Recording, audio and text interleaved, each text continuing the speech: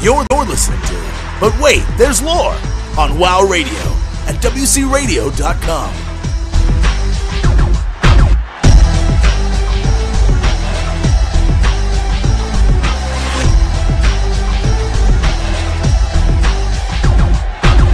This podcast may contain harsh language. Listener discretion is advised.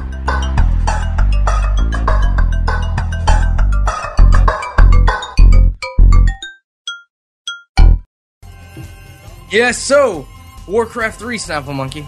Yes, Warcraft 3. You want to start? Should I start or what? Who's going to start? No, I can start. All right, the ball is in your court. Okay, so today we're going to talk about Reign of Chaos, the first actual 3D game that Blizzard released, which is kind of cool.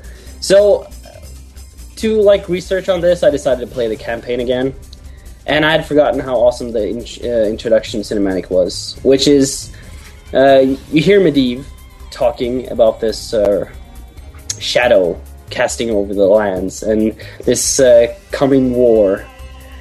So, this actually turns out to be a dream that Thrall was having, actually a vision. And you see Thrall waking up in the middle of the night and is sweaty and stuff. He walks outside his cabin and finds Medivh in a crow form and Medivh tells him to follow him. So they walk for a round a bit, and you do a little side quest and stuff. It actually doesn't matter to the lore. But they meet up. They talk, and he tells him that he has to fulfill his destiny, and something is coming, and Thrall can feel it too, and that they have to move to Kalimdor. That's the only way to save the Horde. You must travel to the forgotten lands of Kalimdor, for it is there that you will find your destiny. Nice. Very nice. So he agrees, because Thrall's a smart man. He's a shaman, so he can feel stuff like this. And he decides to follow Medivh. So he said, "What is it?" Grimhound. Then Thrall went to Utah and founded the Mormon Church. I like that. Yeah, I didn't read that. Oh. Next time, warn me about stuff like that. Well, that's because you're doing your job and I'm not. So you're doing a lore ship. I'm just messing with people in the IRC. Oh, okay. Well, you have to pay attention too, because suddenly I stop and wait for you to continue where I dropped off, and you're not even paying attention. And that's a danger. It's a risky job following the IRC. What was that? Nothing. Anyways, continue. Yeah, okay. So he sends word to the rest of the Horde so they can meet up. Later, a few days later, I think it's 3 days later, Thrall is in the Arathi Highlands near the shore, and he's waiting for the Horde. Specifically for Grom, Hellscream. But he gets word that they're nowhere to be found, and suddenly the Alliance build this bridge and start attacking. So he finds out that Grom is held captive in the encampment, so he goes to rescue them. Finally managed to do this after a hard and difficult battle. Not really. And he releases Grom, and he's like, I'm okay, nothing hurt except my pride, and blah, blah, blah. But For those who don't know, Grom Hellscream is the father of Garrosh Hellscream, who is vying for the Horde at the moment. Yes. Really annoying one. He's campaigning against Basic Campfire at the moment. Yeah.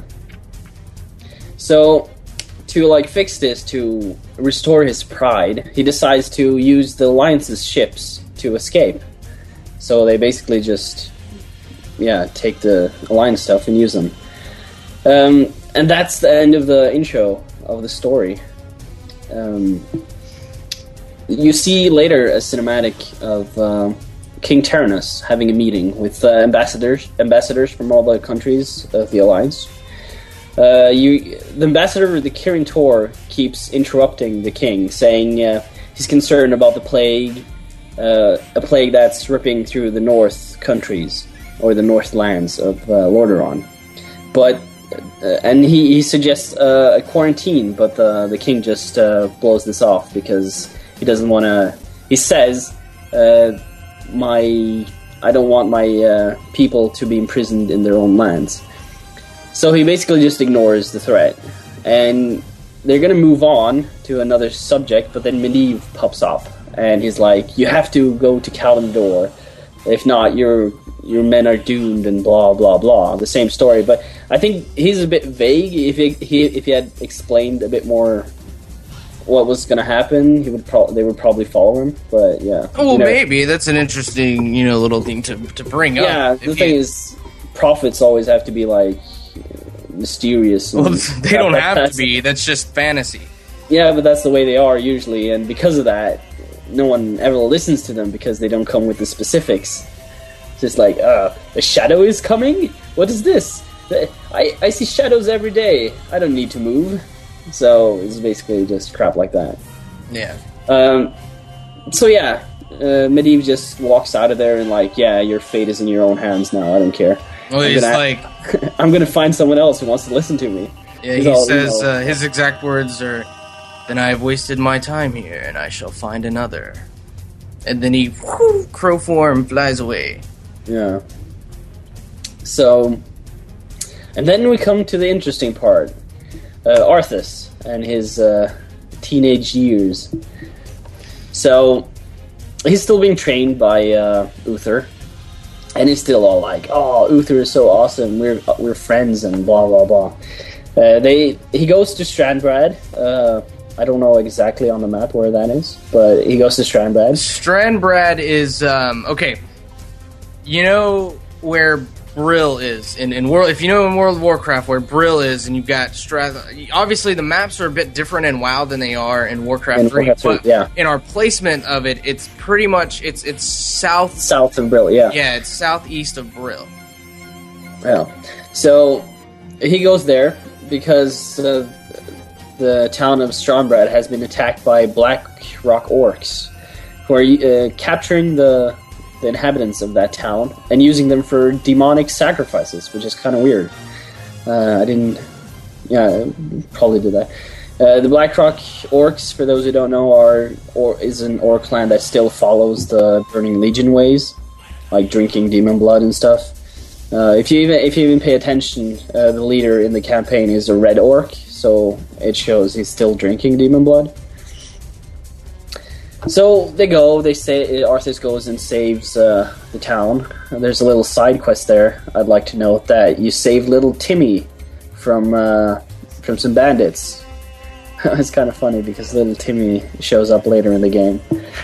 So he successfully defeats the orcs, rescues some of the townsfolk, and they show then Medivh in Dalaran, warning the Kirin Tor about, specifically Antonidas, about this threat coming. And just like the king, he refuses to listen. But Jaina, who is invisible and listening in on the conversation, is like, he's kind of powerful. I can feel his mojo and stuff. So, but she doesn't do anything. So Antonida's like, yeah, okay, ignoring that guy, why don't you go check out the plague over at that place? I have someone to meet you there. So she goes, and she meets up with Arthas. They're close to Brill. It's probably right after Strandbrad incident. So they go to Brill to investigate the plague. And who do they find but Kel'Thuzad, the little necromancer. At this time, he was just a necromancer. He was still immortal. And he wasn't a huge, skinny skeleton guy. Yeah. So they find Kel'Thuzad, and they're going up. I believe, where were they at this particular point in time? No, they were still in Brill. Were they in Brill? Yeah, they were in Brill. And they were what? They find Kel'Thuzad, and Kel'Thuzad says something, and then they discover that the grains, the boxes of grains, when they get to the warehouse, are from Anderhall. And yeah, so they figure, well, we'll just go to Anderhall, and more than likely Kel'Thuzad himself will actually be there, and we'll find the answers that we're looking for there. And so that's what they do. They travel to Anderhall, and when they get to Anderhall, what happens? Well, they see all these plagued grain, what's it called? Storage thingies. This is where they keep all the grain, and it's being, like, magically plagued by other acolytes. So they get, oh, crap. And all these crates have been shipped out, and we're screwed. The plague is going to spread. And they find Kel'Thuzad, and he's like, your guys are too late, and we're totally going to spread this across the whole country, and there's nothing you can do about it. And he's like, oh, who are you, and why are you doing this? And he says he's from this cult. I don't remember Cult which of the one. Damned. Yeah, Cult of the Damned. Why didn't I remember that? It was so easy. And he says, like, this is not the work of me alone. Well, he says they ask him. Script. They ask him if Arthas asks him if he's the one behind this, and he says, "Yes, I am responsible for this plague, but the sole credit is not mine. I work for the demon lord Mal'Ganis." Isn't it the Dreadlord? Dreadlord, whatever. So, yeah, this is where Arthas first hears the name Mal'Ganis, and this is where his dark descent into undeadness begin. So they decide to check out where the crates are going, and they find out they're going to Stratholme. Well, there's a very key part of all this that I think you might be missing. Maybe I skipped that. And that's that they actually have this battle in Anderhall where they have to kill a lot of undead, like fresh undead, villagers that had just been turned by this plague. And there's a major battle, and Jaina has to go get Uther. And no. I was getting to that. Were you? All right. Yeah, they're on their way to Stratholme, but they stop in Hearthglen and discover that the grain has already been distributed there. All right. Because Kel'Thuzad also said that Mal'Ganis was in Stratholme. So on the way there, they see this, and like a bunch of undeads come and they start battling and stuff. And he sees the grain, and he's like, "Oh no!" Like with this really dark voice. I don't know where he got that from. We're too late, and so all the villagers turn into undead, and he's like, "Oh, we have to purge them now." So this is actually the first place he got the idea to actually kill the villagers before they turn, which plays a major part later. Yeah, well, they had already turned by this point. He's not in Stratholme yet, but this is where the idea kind of comes from. Yeah, this is where he sees that the villagers instantly turn into undead. Yeah, he has an epiphany. He's like, "Oh no, this plague isn't meant to destroy my people. It's meant to raise my people and use them against me." Yeah, and then they kill all those people, and Arthas is like, his emotions get the better of him when he has to kill all these people, and he's thinking in his head what he has to do. And he runs off by himself, like after this battle, after Uther shows up and whatnot. And if you read Arthas Rise of the Lich King, you kind of get to know what's going on in his head at this point. It's also an interesting note, going back, that I believe it wasn't, a night before they entered Brill, that Jaina and Arthas hooked up for the second time. Yeah. They were actually dating whenever they entered Brill.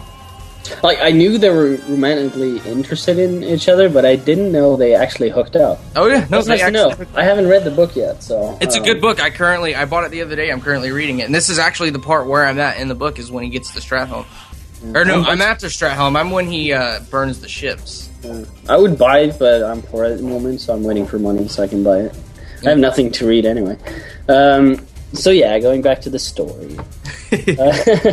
So they're in Hearthglen, and he's like, "Oh, Jaina, you must get Uther and tell him what has happened and ask for backup and crap, because I have to defend this place for the next 30 minutes." 30 minutes. War time, 30 minutes. That's in Warcraft 3, you have to sit there and defend against a bunch of undead for 30 minutes, and then at the end of 30 minutes, Uther shows up, and they start wiping everything out, a bunch of knights and stuff like that, and there you go.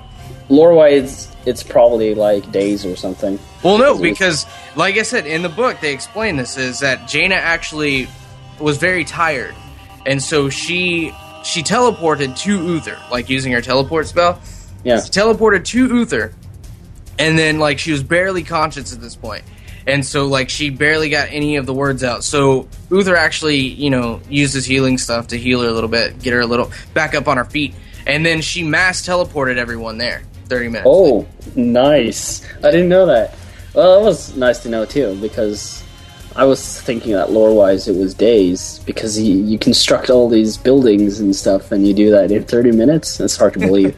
But it's probably just game mechanics. Yeah, it's game mechanics. So there's a little side quest too where you go off and destroy a shipment of grain that's going somewhere else. But yeah, so after defending Hearthglen, they decide to move. Arthas is like, okay, I'm going to Stratholme now. I don't care. I want vengeance, so I'm going to kill Mal'Ganis. And Uther's like, you mustn't let your vengeance get a hold of you and stuff. It's like, I'm going one way or another, so feel free to tag along and stuff. He actually says that. So they get to Stratholme, and this is where my game and Pride's game like completely froze, and we couldn't get past this in the game. So yeah, we both had this problem. We were both playing the campaign modes, and both of our campaigns they wouldn't let us get past the Culling of Stratholme. Yeah, but we've both played the game before, so we know what happens. You want to take over, Pride, or should I continue? Yeah, okay, so we get to this point. Arthas, after Hearthglen, he kills all those people. He runs off by himself because he's emotionally depressed because of all the things that have been happening and the decisions that he's about to have to make and the actions that he's about to have to take. So he runs off on his own, and as he's running off on his own, he actually runs into Medivh. Medivh, of course, says his whole piece and whatnot about you must leave these lost lands. You must travel west to Kalimdor. It is there that your destiny will unfold, or something like that. And yeah, he also says that if you continue down this path, you will doom your people. Yeah. And Arthas says, "I have no time for this." They kind of talk for a minute, and then they go away. And then Jaina once again reveals herself because she was cloaked, and says, "What if he's right, Arthas? He seems powerful. He seems wise. He might know what he's talking about." And Arthas says, "It doesn't matter. I would never leave my homelands. Let us go." And so they do. They go to Stratholme. And everyone's there. Uther's there. All the men and whatnot. And Arthas says, "Oh no, they've been plagued and whatnot. The plague is here. We must purge this city." And of course, Uther was like, "Are you mad?" And Arthas is like, "It must be done." And then Uther's like, "No, we can't do it." And then Arthas is like, "Well, I suspend your paladins from service and charge you of treason." So now we have Uther the Lightbringer being charged of treason, and we have the paladins of the Order of the Silver Hand being out of service, if you will. They are no longer allowed to be, if you will. Of course, it really makes no difference in the long run of things. And obviously, and Uther, like I said, in the book, it goes into depth on this. It actually talks about how Uther didn't take Arthas seriously, but he was still a subject of Lordaeron, and as such, he respected Arthas's nobility, and that's the reason why he didn't just completely stop Arthas. Yeah. He explains this to Jaina. Anyway, so and like we said earlier, Jaina and Arthas were actually in a relationship at this point in time, and there's a very key part that kind of goes into Arthas going mad, where Arthas and Jaina they're at the what I believe it's the Halloween thing, the Halloween ball, and that's when they first kind of hook up. And Arthas says, "Don't ever leave me, Jaina. Don't ever leave my side." And Jaina says, "I won't. I would never." And then at this particular point in time, we obviously see that Jaina does in fact leave his side, and that is one of the main reasons that Arthas began to leave. Like, it actually truly crushed Arthas. And like it really just, it was terrible how bad Arthas was hurt because of Jaina leaving him. This is actually interesting because a lot of people online and in the game and stuff keeps whining about how Arthas is just a crybaby and stuff like that. But you really have to see that a lot of things happened to him.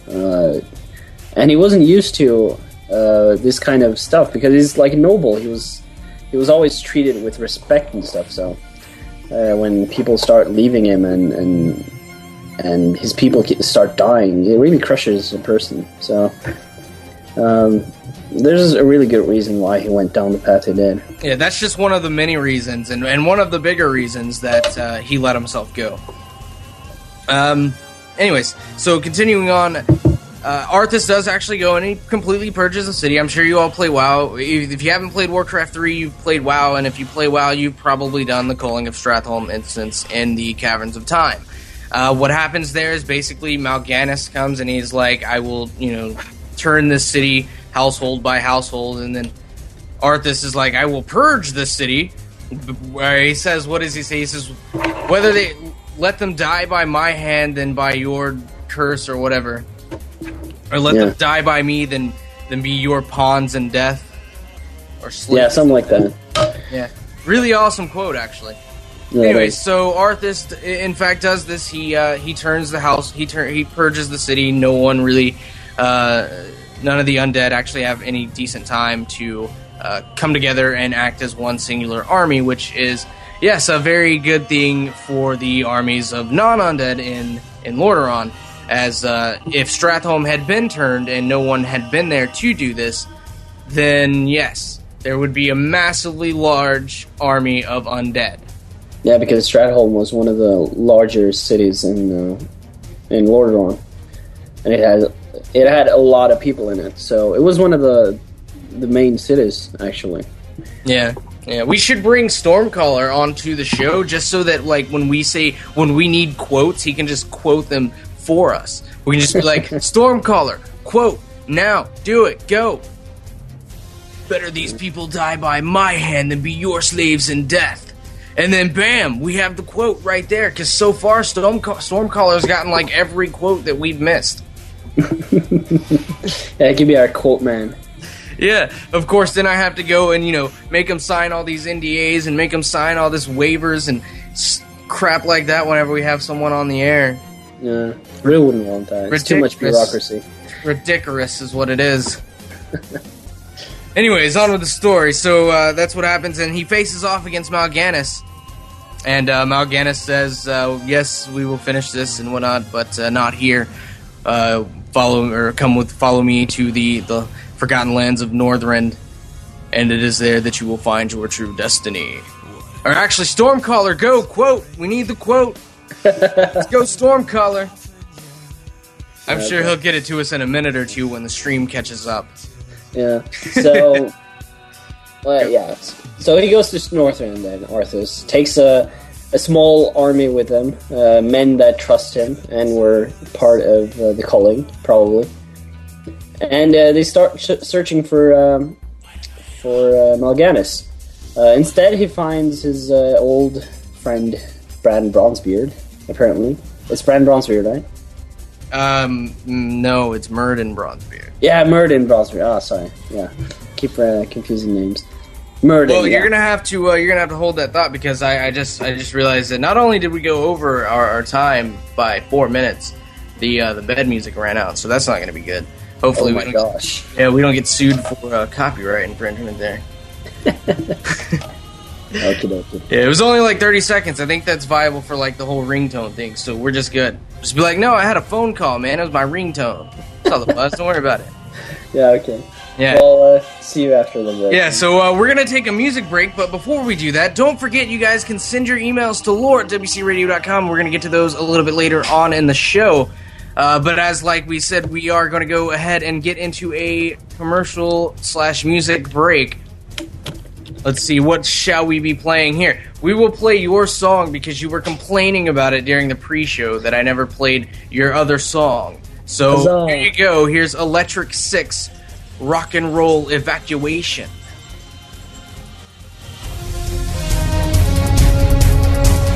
Oh, wait. Enjoy.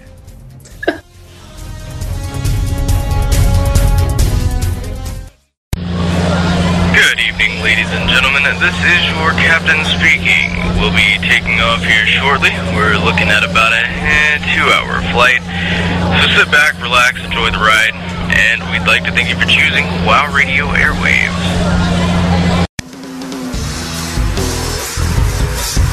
Ever wonder about the lore and story behind the World of Warcraft? We'll wonder no more.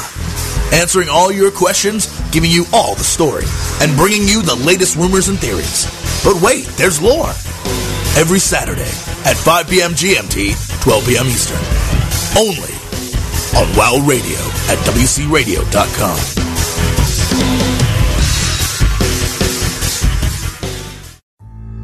So yeah, I'm pretty quiet on Vent, you know? Kinda laid back. Oh my god, you noobs! DPS the hands! I like to chill out, kick back, relax, raid with my friends. No worries, no stress. How is that even possible? Are you 7 different shades of stupid? Move out of the fire! It's important to make sure my orders come through loud and clear. I'm a bit, shy. I'm not particularly loud or anything. My last event server was really poor quality. Tank it, for heaven's sakes! Tank it! How can you be so monumentally freaking terrible? I discovered UGT Ventrilo servers. Amazing quality, great prices, and they're so reliable. It was perfect in every way. I mean, I was a pretty calm guy before, and now I've got even less reasons to worry. Why? Why do I raid with you people? Why not get one of your own?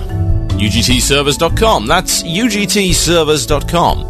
You'll be glad that you did. It's really helped me find my zen, you know?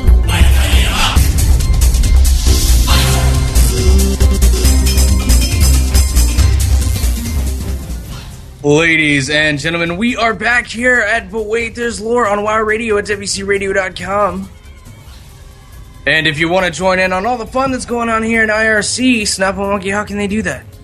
Well, they can go to WCRadio.com and click the chat button, and a Java applicant will open.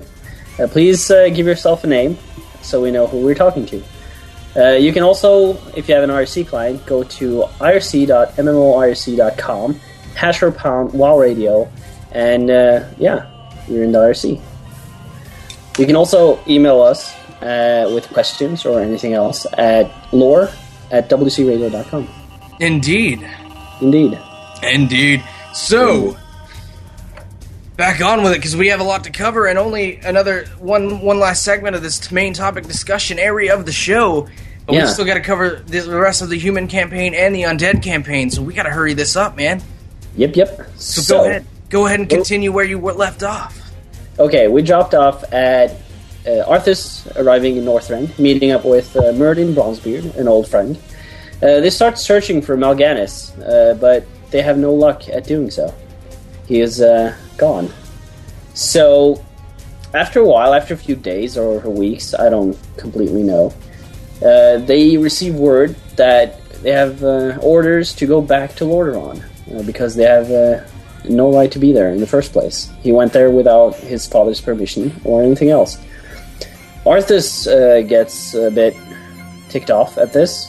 So he takes Myrddin, hires some mercenaries, who are mostly trolls and ogres, and destroy the ships so they can't go back home.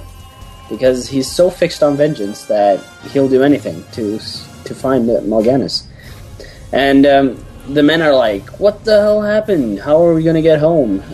Who did this?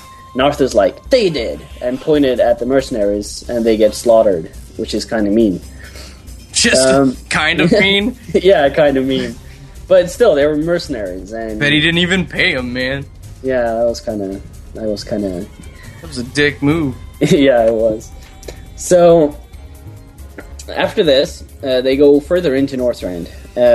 I'm not sure if they actually get to what's it called, Ice Crown, because I don't know if that's where Mal'Ganis was. But they do find Mal'Ganis. He has a huge army of undead, and the dwarves and the humans are trying to get through so Arthas can actually kill him and get rid of the scourge.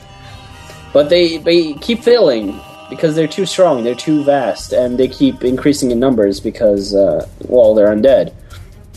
So Arthas and Myrddin hears of a tale of a blade called Frostmourne, which is supposed to be a magical rune blade. And they go off searching for it because it's apparently really powerful, and Arthas wants it so he can defeat Mal'Ganis. They find it. There's a few guardians there. They defeat the guardians. They warn him because the blade is apparently cursed. But Arthas, being so fixed on vengeance, just ignores it and grabs the blade.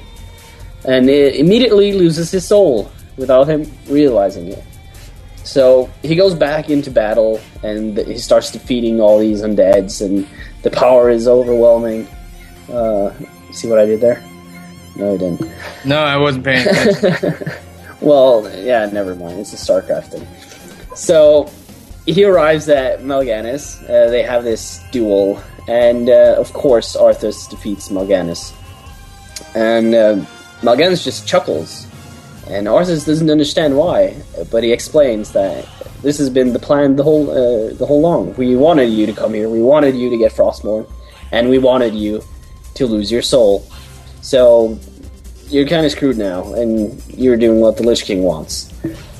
So the human campaign ends with a cinematic of Arthas coming back to Lordaeron, and there's like this huge party because he just defeated the Scourge. Or so they think. Yeah. So he comes in, and he sees his father, and his father's like, "Oh, you're back, son. I'm glad you're back. You defeated the undead and blah, blah, blah." But Arthas just go right up to him and just takes out his rune blade, and his father's like, "My son, what are you doing?" And he's like, "Succeeding you." And then he stabs him. No. You gotta do it right. You gotta be like, "Arthas, my son, what are you doing?" "Succeeding you, father." Oh yeah, but he doesn't whisper it. He says it out loud. Yeah, I know, but like I can't really do the voice unless it'd be like, "Succeeding you, father." Then he stabs him in the chest. Epic cutscene. It is an epic cutscene. Warcraft 3 had so many good cutscenes. It was so awesome. So, should we move directly on to the Undead campaign? We should, because we've got 20 minutes to do it. Actually, more like 15.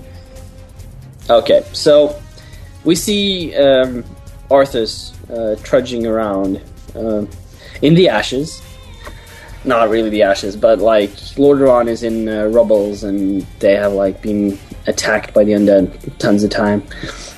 So he meets up with another Dreadlord called what's it called? Tichondrius. Yeah, it's Tichondrius, and he tells Arthas that calm yourself. I'm not Mal'Ganis, but I am a Dreadlord. So you work for the Lich King now. We need you to round up some guys, mainly old acolytes from the Cult of the Damned. And Arthas is like, "Where are these guys?" And well, they're mixed up in the normal population. So Arthas goes around village to village and starts killing people and rounding up the cultists. When you're done with that in the game, Tichondrius comes back up and says, "Yeah, you're going to go back to Brill now, and you're going to get us the bones of Kel'Thuzad, because we have work for him to do." So they rush be your guide. Yeah, so they rush off to Brill, and they grab the bones. This is also where they meet a paladin, I think, and they fight it off, and the paladin's like, "Oh, you betrayed your father, you betrayed your country, what has happened to you?" and stuff like that. And he's like, "I don't care, I don't have a soul." And he starts like killing off the paladins. So he grabs the bones, and they successfully manage to resurrect him. After this, Kel'Thuzad is supposed to get like orders. So he gets orders from one of the Dreadlords. I'm not sure if it's Tichondrius or the other two ones. It's probably Tichondrius. He's the most active one in the campaign. that he's supposed to go to find a powerful source of magic so he can be resurrected, because he's a lich. He's going to be a lich, so he needs a lot of power. And where they can find this is at the well, the Sun Well in Quel'Thalas. So Arthas takes his army, his recently rebuilt army, because of the acolytes and stuff, and they trudge into Quel'Thalas, and on their way destroys most of everything, which is kind of devastating. They really mess up the whole place because, I don't really. Well, because they're an army of undead. Yeah, that's kind of why they messed up the whole place. Yeah, they try. The elves try to stop him. They have a ranger. They have a bunch of rangers, but mainly Sylvanas is like hellbent on stopping Arthas, but she fails, and Arthas like grabs her by the throat and is like, "I have a worse fate for you than death." And she's like, "Oh no!" And she goes all banshee on, yeah. So that's actually one of the most annoying maps in the Undead campaign, because you have to like unlock all those shield stuff that lets you go into Quel'Thalas with those keys. I think it's Key of the Three Moons. Anyway, Arthas manages to destroy everything, get the keys, get inside of Quel'Thalas, which is pretty hard, I would think.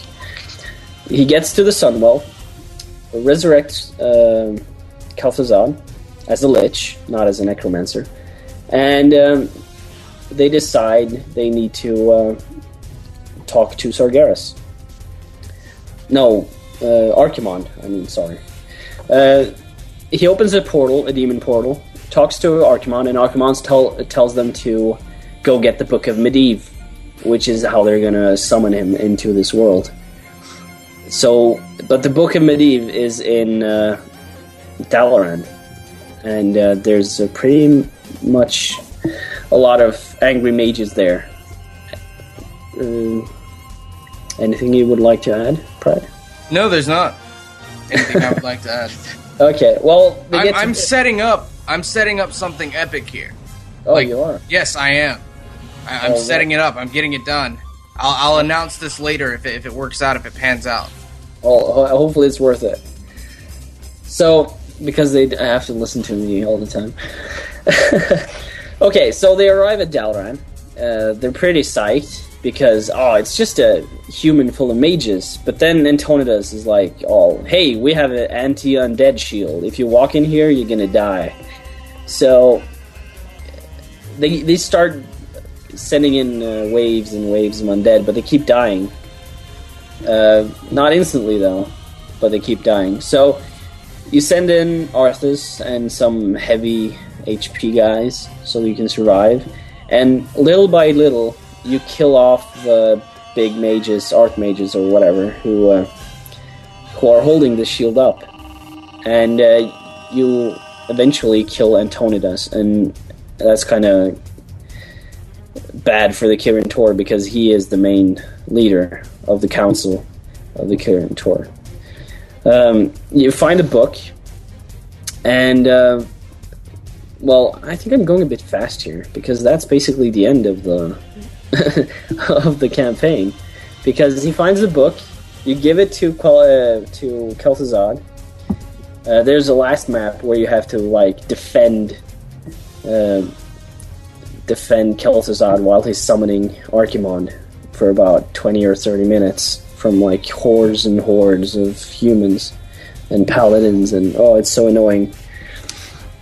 But yeah, eventually he summons Archimonde, and you see this epic cinematic where Archimonde rises up, creates a sandcastle of I'm not sure if it's Dalaran. It's Dalaran, right?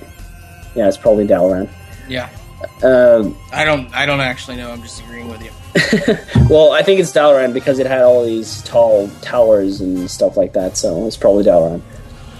And he just, like, puts his fist right through it, and the actual Dalaran crumbles into dust. Yeah. Which is a pretty big show of power of Archimonde, because it's not a small thing to destroy Dalaran with just a sand replica.